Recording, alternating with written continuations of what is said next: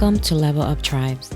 Level Up Tribes provides resources to help you attain the necessary resources to level up your mind, body, and soul and realize your full potential. It is about exploring, learning, providing you with the tools from the experts for you to create a better version of yourself. I am your host, Agnes Goodwine, and welcome, Tribes. So today I have Jenny Bilskie-Smith. She is actually here in Phoenix, Arizona. She's been on Level Up Tribes podcast. I want to say, Jenny, it's been probably like 2 years. I think it was Has it been that long? I think you're right. I think, excuse me, I think it was episode 31. And I'm so excited to have you back on. And again, we talked offline on seeing you evolve in the past 2 years. And that's just beautiful, right? And that's what life is about. It's about continual learning and continue to find ways to touch lives and just find our community. And this is exactly what you're doing. So today, you're going to be talking about intuitive eating. You are a certified intuitive eating counselor and coach. And so I'm excited to know more about that. I've heard about mindful eating, not so much intuitive eating. So I want to know, first of all, what is intuitive eating and how does that connect with mindful eating too? Yes, I love it that you asked that. So mindful eating, it is an element of intuitive eating, but intuitive eating has an entire framework. So it's like an entire self-care framework.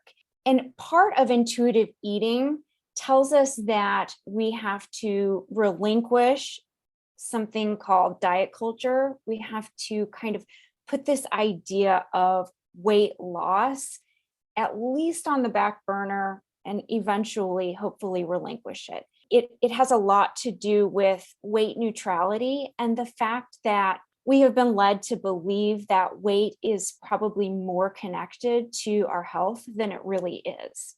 Now, no question, exercise, eating well, moving in a way that feels good, no question that contributes to weight. But those are health promoting behaviors, and weight is not a behavior. And so it's really about like kind of reframing what really is health and what are all these messages that I've been told about health. Let's go back a little bit because I know you've done a lot of other counseling modalities. How does this come about for you? So I think that it all started a long time ago. And then it's one of those things that, again, kind of comes full circle. But I'll share with a little bit of transparency some of my own journey. I was raised in a family that was incredibly health conscious. And I remember my dad was a competitive bike racer. And I remember when I was like 5 or 6 years old going to the bank with my mom. And back then, the tellers would put suckers in the tray when there were kids in the car. And so I remember like watching the teller and I was thinking, oh my gosh, I hope she puts a sucker in there. I wanted one so bad. And sure enough, plunk, she put it in there. And I was like so excited. And I held this sucker in my hand. And before I tore the paper off of it, a thought entered my brain, my 5-year-old brain. And it was, you know what? I'm not going to eat this. I'm going to throw it away. And so I got home, I went and I threw it away and I could not wait for my dad to get home. I like waited all day, because I could not wait to tell him about how disciplined I was. And so then, when I got home, I told him, and sure enough, I was encouraged for this behavior, this discipline around food. And so we weren't allowed to have cereal or soda or sugar. And I want to emphasize that, my parents never meant to harm me. They were doing what they thought was good. They wanted to teach me to be healthy. They wanted to teach me to be disciplined around food.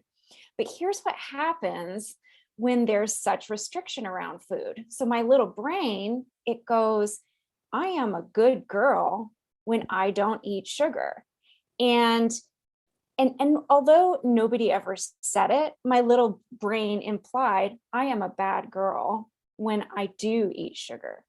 Wow. And here's what would happen to me. I'd go to my cousin's house and they had Doritos and soda and bologna sandwiches and all this like delicious food that like normal kids eat.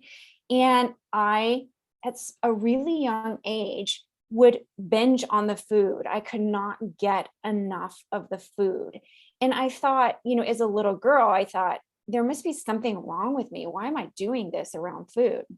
Mm. So my relationship with food kind of evolved on that trajectory. And I was always given lots of compliments for the way that I looked as a child. And even things like, you have a cute figure, as like a 5 or 6 year old. Oh Like, my and that goodness. term figure, it certainly implies like some sexualization. And so I think that my little brain, again, nobody meant to hurt me, but my little brain goes, huh, that is what gives me value, is the way that I look, the way that my body's shaped. That's the thing that gives me value, because it was out of balance. I Mm. wasn't complimented as frequently for, like, you're good at art, or you're a really kind person, or, you're a smart girl. It was more like the other stuff, the cute figure, pretty. And so this kind of relationship with my body started to evolve. And I didn't know, of course, how to make sense of it at the time, but I certainly was very health conscious. And so, life evolves, and there's ups and downs with it. And then I, of course, major in health in college. And so I got this degree in nutrition, exercise, and psychology. And I wanted to do kind of a holistic approach to health. But then I was like, I don't want to like write diets for people. I don't want to be a personal trainer. I want there to be more of a kind of a mental health or spiritual aspect to it, like the whole being stuff. And so then I landed in social work, and I got a master's degree in social work. I specialized in, trauma. And then it all kind of came full circle. When I left the Department of Child Safety, I discovered this modality for counseling that encompasses the entire being. It's for physical and mental health. And so I was like, that is exactly what I need to be doing right now. And, there's a series of, there's certification and there's some background requirements. And so, I went through it all, and here I am. I love it so Yeah. much. How does the program work under your services? How does that work if someone wants to work with you? Right now, I do individual one-on-one counseling, and I have a 12 session package and a 24 session package. And it's really up to the person to decide, kind of how ingrained their beliefs are around food and their body. And I also have other free aspects, so I have like a newsletter that I send out every week. I have a free and private Facebook group. Oh, nice. You brought up mindful eating, and I kind of started to propose a little bit of a framework. Yeah. But I wanted to just offer a little bit more of a concise explanation of what intuitive eating is. Yes, Before please. we move forward, I'll give two definitions. So one's kind of the feely definition, and then the other one is the sciencey definition. So the feely definition, which is also very true, is that we are all born with this intuitive wisdom. Our bodies have this intuitive wisdom. And if you think about, like our bodies know how to have like an immune response when it's time to have an immune response. We don't have to tell it to do that. It knows. And if you think about a baby, they know when they're hungry, and because they cry, and they know when they're full. They just either they fall asleep or they start playing. Nobody has to teach them to be hungry. Nobody has to teach them to be full. It's intuitive. They're born with it. But what happens is that over time, we start to get these ideas about, like what's good food, what's bad food, what a body is supposed to look like. And we start to forget that our body has this intuitive wisdom around food and the size that it wants to be. It's intuitive. It's not something that we have to force. And so what's so beautiful about it is that if we can cue into the messages from our body, we have this wide array of information. So it starts in the physical realm. We learn to hear the messages around food and hunger and fullness and satisfaction. And then it expands into the emotional and psychological and even spiritual realm when we're tuned in. So it is ultimately a process of, so you asked a little bit about the process. It's a process of removing the things that distract us from hearing the wisdom of our body. And one of those big things is this thing called diet culture. So I'll tell you a little bit more about that later, but now for the sciencey definition. So this thing called intuitive eating, it is an evidence-based practice, which means that it has a large body of research that supports its efficacy. Like you might wonder, okay, well, what is it effective at doing? So it's effective at improving lots of different indicators of physical and mental health. And it's, like I mentioned before, it's weight neutral, and it has 10 clearly defined principles. So it doesn't mean you have to start with step 1 and work your way rigidly through it, but there's these principles that you learn to incorporate into your relationship with eating and your body. So the first one is reject the diet mentality. That's paramount, because that's where we have to start, because the idea is that we want to get really good at hearing the internal cues. And so if we're focused on all this stuff that's external to us, you're not supposed to eat after 5. You're not supposed to eat anything that's not a whole food. Never eat sugar. These messages that we get from outside, if we're focused on that, then it makes it really hard to hear the messages of our body. So then the next principle is honor your hunger. And so it's honor your physical hunger. And that probably makes sense intuitively, but throughout the course of our life, I know for me, I always was trying to learn these bio hijacks to convince myself that I wasn't hungry, or convince myself that I was full sooner than I was full. And here's what ends up happening when we don't honor our physical hunger, which is principle number 2, is that our little cells, they know what their job is, and that is to get nourishment. So if we don't listen, eventually our body's kind of all right, get out of the way. You're not giving me what I need. And it's you don't have control. And so it leads to out of control eating or ravenous eating. And a metaphor that we like to use is this idea of going to the beach. Okay. So say you go to the beach and you go swimming and you're playing in the waves, and a huge wave comes, and you hold your breath and you go under the wave, and you hold your breath and hold your breath and hold your breath. And then finally it passes. And then you pop up and you go, and you take this huge inhale because you have been deprived of oxygen. It's just this natural biological response. And nobody goes oh my gosh, she's out of control breathing. She's out of control eating, but with the eating, it's out of control eating. And what we forget is perhaps we've overridden our biological hunger cues. Maybe it's not so out of control. Maybe it's our body doing for us what we haven't done for it. So that's the second principle. I like it. Yeah. So honor your hunger. And then I don't always remember these in order. I hardly ever go in order. So the next one is make peace with food. And so this is sort of the psychological other side of the coin for honor your hunger. So honor your hunger is biologically, and then make peace with food is psychological. And so it's improving our relationship with food and eliminating the morality around food, you're good if you eat salads, and then, there's this judgy person in your mind that's she's eating processed food, or, how there's just this narrative. So it's no, food is food, and we do what we can to nourish ourselves. Food is food. And sometimes our body wants some Oreos, sometimes our body wants some salad. But if we can make peace with food, it takes the urgency out of food. So we have these categories of forbidden food or bad food. you think of like the leftover effect. So like you have these leftovers from a restaurant and they're so good and you can't wait to eat them the next day. And so you eat them. And then even the third day, they're still really good. And then the fourth day, it's like, I'm done. Yeah. You habituated to it. It's like, it's not exciting anymore. If we allow ourselves to do that with all food, Oreos, cupcakes, Doritos, everything, it just kind of takes the urgency out of it.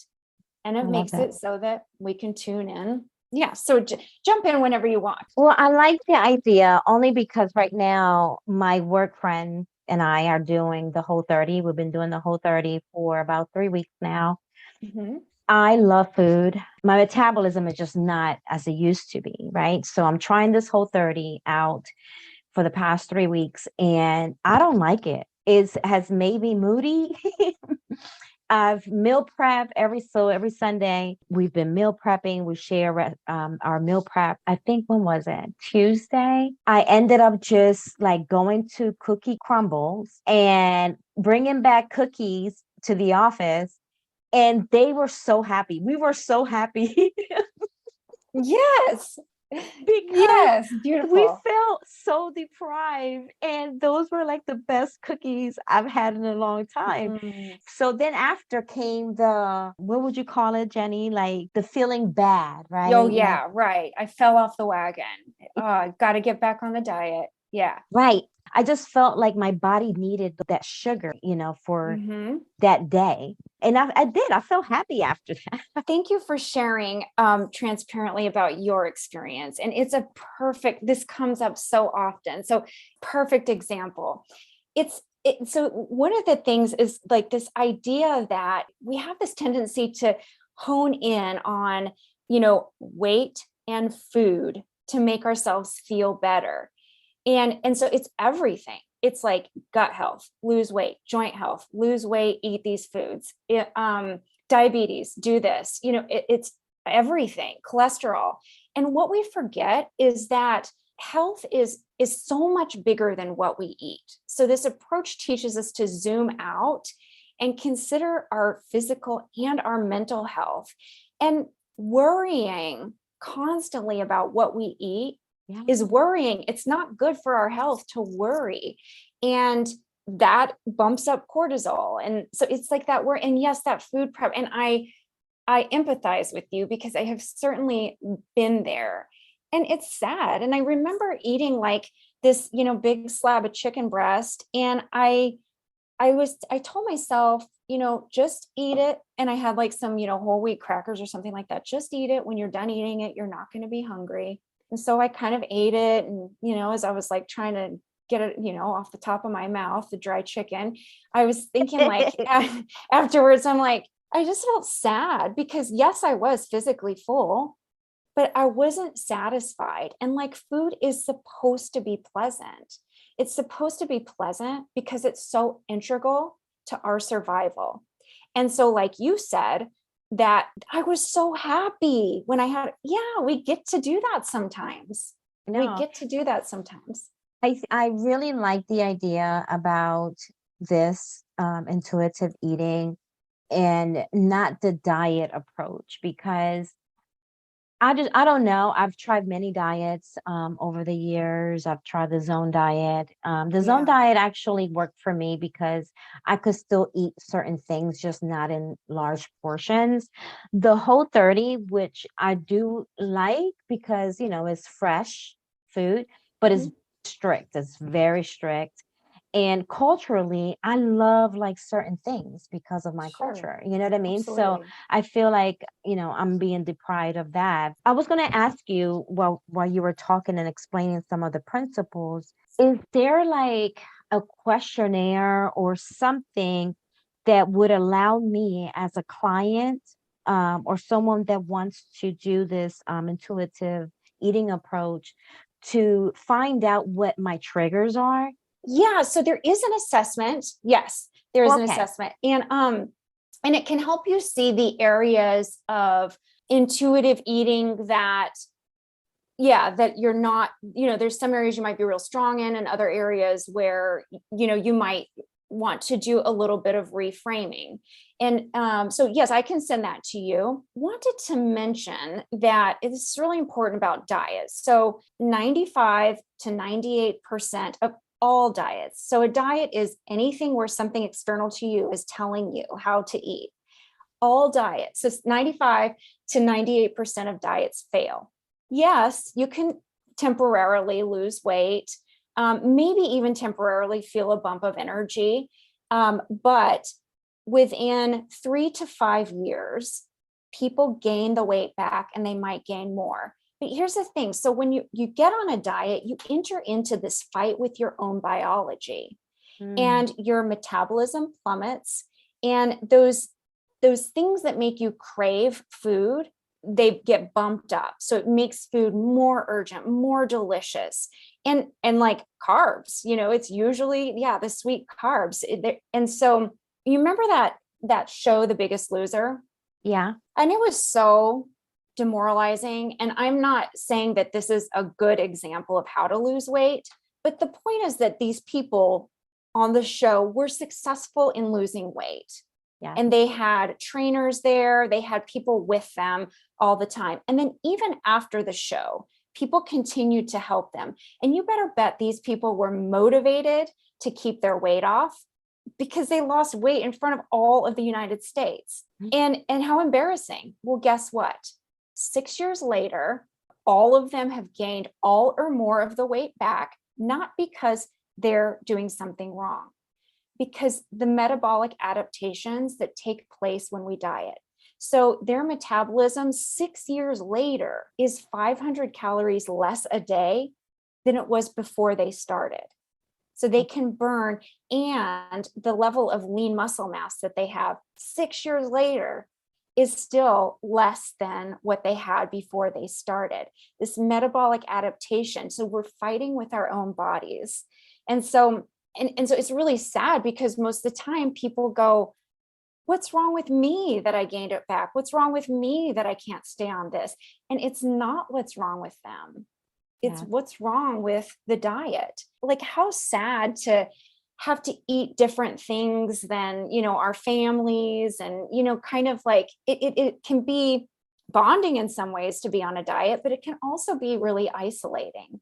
And so this idea, so yes, diets can help you lose weight temporarily, but not long term. And the other thing is we have this idea that, food and weight is related to all these things like hormones, but it's so much more about psychological well-being. Like, there's a lot to be said for having a regulated nervous system and all of our health conditions. So that's probably a topic for a different show, but I just want to offer that for consideration. I think you mentioned something about the somatic healing approach that you also do when it comes to your coaching. And so I wanted to ask you, and I'm pretty sure this is part of the steps that you put in place. You do still have to work out. Yeah. So good question. I'm not sure how much time we have, but what if I do this? What if I give you a website where all of the principles are? One of the principles, though, is joyful movement. And that comes at the very end. So there's gentle nutrition and joyful movement. So ultimately, yes, this is about health. This is about moving in a way and eating in a way that genuinely feels good to our body. So, in order to get there, we have to a lot of times change our relationship with food in our body. But the movement piece, if you want to, you're not morally obligated to move.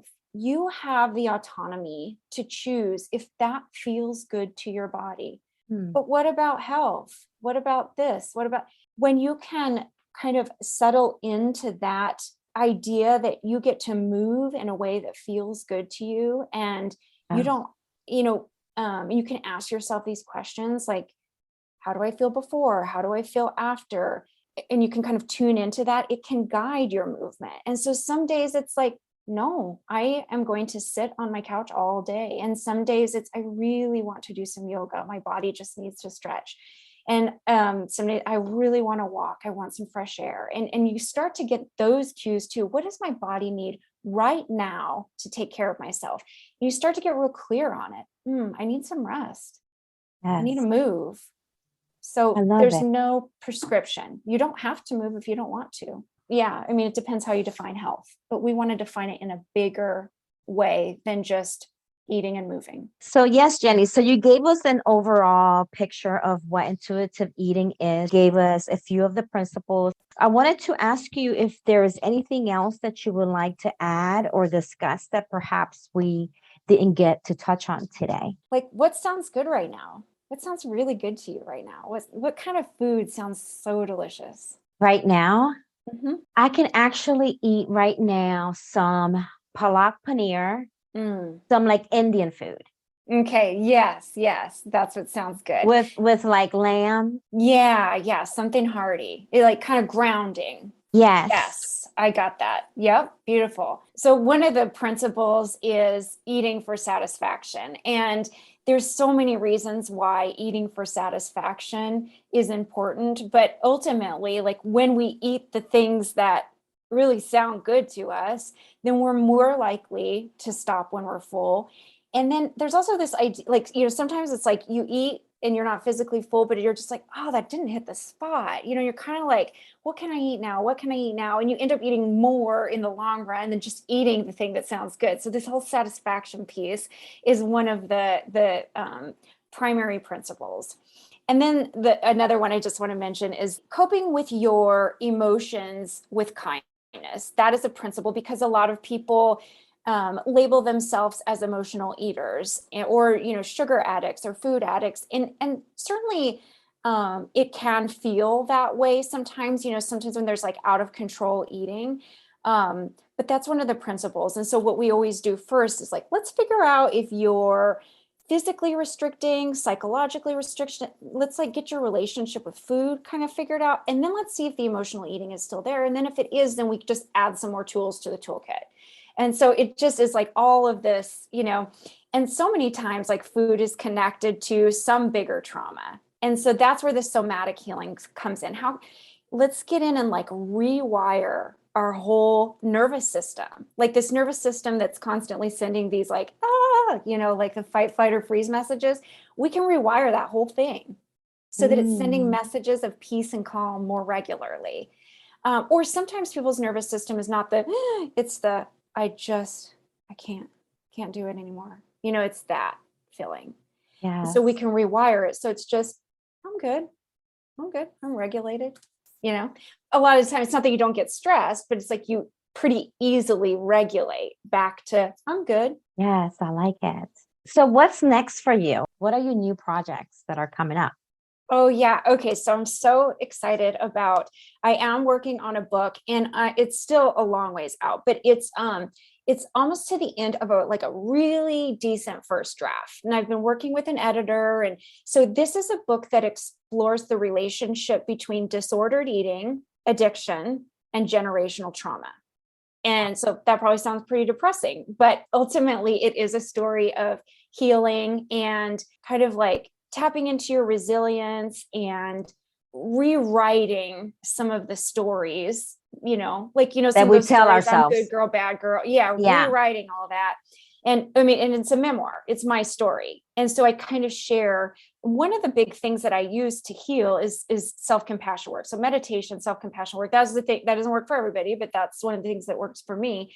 And one of the projects I'm working on is I'm putting together kind of like a quick go-to self-compassion course. So it's like 4 sessions or something like that. And it'll be like a daily, just like 5-minute meditation and then kind of a little journal process.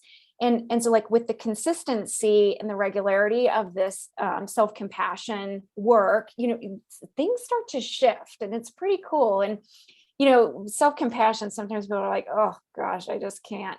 But I use a ton of research. There's lots of really cool research to back up its efficacy. So those are some of the things I'm working on. Plus, then I have amazing, amazing clients right now. Amazing. One of my clients is a therapist and she's actually working with someone from The Biggest Loser right now because they're not feeling amazing. But anyway, so this work is just so interconnected. So that's what I'm doing. Jenny, what is your website, your Instagram and Facebook page? So my website is www.jennybilskie-smith.org. So I'll spell it, JENNYBILSKIE-Smith, SMITH. That's my website. And then my Instagram is just Jenny_Bilskie_Smith. And then my Facebook group is called Intuitive Eating, Finding Food Freedom and Body Peace. And so you can request to join, and it's private. And I do monitor it because we don't allow like diet talk. We don't allow, people are in there kind of working through stuff and trying to support each other. So I'm careful, who I let in, but you're more than welcome. If you're good not talking about diets, you're certainly welcome to join. I love it. I see a lot of books behind you. And so I always, and I meant to ask this question earlier, what books are you reading now and what books do you recommend? Ooh, so that it's actually timely. I don't always read intuitive eating books, but I just started a book called The Wisdom of Your Body. And it was recently released. I just started it, so I can't tell you what it was about. In preparing for this talk, I was kind of reviewing some material on this book, The Anti-Diet by Christy Harrison. I like it. Just talks about like all the history of, the roots of diet culture and how sadly it is sort of rooted in like a patriarchal, racist, sexist system. And she kind of shows us that lineage and, how, helps us work with body stigma and also just kind of like let go of these beliefs we have about diets. Anyway, so that's a good one too. It was a pleasure chatting with you today, seeing your beautiful face, and catching up. We definitely have to get together. I know the pandemic kind of like stopped that, but you're super close to me. So we definitely have to get together for lunch. I would love to. I know. I feel like we could talk all day. So yes, we will. Let's do it. Thank you for listening. Please visit the website at www.leveluptribes.com. And please subscribe to the podcast and share with your family and friends. Be sure to tune in to our next episode. Catch you all next time, my beloved tribes.